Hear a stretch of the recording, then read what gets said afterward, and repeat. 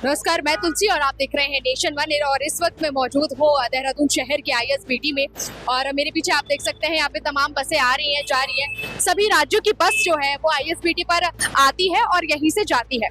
आप यहाँ से करीब 200 मीटर दूर यहाँ पर एक ऐसा बस अड्डा बना हुआ है जहाँ पर सरकारी बसें तो नहीं रुकती, लेकिन प्राइवेट बसें जरूर रुकती हैं। और उन्होंने वो अड्डा अपना वहाँ पर बनाया हुआ है, ठीक यहाँ से 200 मीटर आगे। अब उन प्राइवेट बसेस की ना तो कोई चेकिंग होती है, ना कोई एंट्री होती है, ना ही वो कोई जीएसटी देते हैं। और जब आईएसबीटी में यहाँ पर कोई भी बस आती है, ये भी मैं आपको बता दूं, तो यहाँ पर उनकी बाकायदा एंट्री होती है, उनकी चेकिंग की जाती है और बाकायदा एक सही तरीके से यहाँ पर उनको लाया जाता है और यहीं से भेजा जाता है। मगर जो ये प्राइवेट बसेस हैं, ये किसी तरीके का कोई भी जीएसटी प्रदेश को जो है नहीं देती है। और इससे परिवहन विभाग को, राजस्व विभाग को कितना नुकसान हो रहा है, ये भी हम आपको बताएंगे इस रिपोर्ट में। चलिए देखते हैं आगे।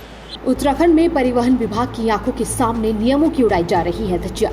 देहरादून में ये निजी बस ऑपरेटरों का एक व्यवस्थित नेटवर्क शहर में सक्रिय है, जो न केवल राजस्व की चोरी कर रहा है बल्कि यात्री सुरक्षा और कानून की खुलेआम अवहेलना करता है।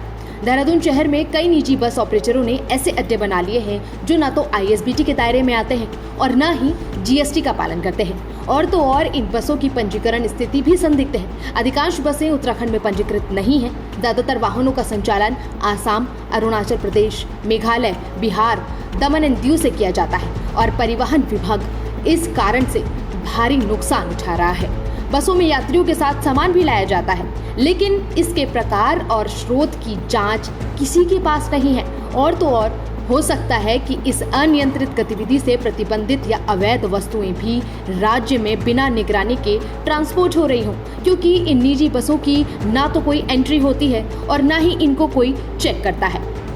यात्री इन बसों की बुकिंग ऑनलाइन ऐप के जरिए करते हैं और अगर यात्री के पास अधिक सामान हो, जैसे वो अपने कंपार्टमेंट में ना रख पाए, तो चालक और कंडक्टर अतिरिक्त शुल्क के रूप में लगभग 20 रुपए प्रति बैग वसूलता है। राजस्व की ये चोरी सीधे उनकी जेब में जाती है, जबकि राज्य सरकार को एक पैसा भी नहीं मिलता। सड़क पर सुविधाओं की स्थिति भी अस्वीकार्य है।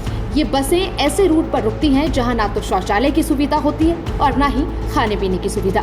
हाल ही में इससे जुड़ा एक मामला सामने आया, जहां हर्रावाला में ट्रांसपोर्ट सब इंस्पेक्टर शशिकांत तेंगवाल को एक ट्रांसपोर्टर गजराम सिंह चौहान ने ट्रैप लगाकर पकड़ लिया और ये आरोप लगाया कि अधिकारी नियमित रूप से उसके प्रतिष्ठान से हर महीने 8,000 रुपए की रिश्वत लेता था, जिसके बाद विभाग ने कार्रवाई करते हुए सब इंस्पेक्टर को सस्पेंड कर दिया। ये पूरा सिंडिकेट देहरादून में काफी लंबे समय से चल रहा है, मगर हैरानी की बात तो ये है कि इस सिंडिकेट की जानकारी अब तक परिवहन विभाग और आरटीओ को क्यों नहीं है। क्या परिवहन विभाग और आरटीओ इस पूरे सिंडिकेट से अनजान है या इसमें शामिल है? आखिर कौन अनुमति देता है इन निजी बसों को मनमानी रूट पर चलने की, टिकट मनमानी दाम पर बुक करने की और राज्य में नियमों की खुलेआम अनदेखी करने की? ये एक बड़ा सवाल है। ये केवल राजस्व की हानि का मामला नहीं है, बल्कि यात्री सुरक्षा नियमों की अवहेलना और संभावित भ्रष्टाचार का एक जघन्य मामला है।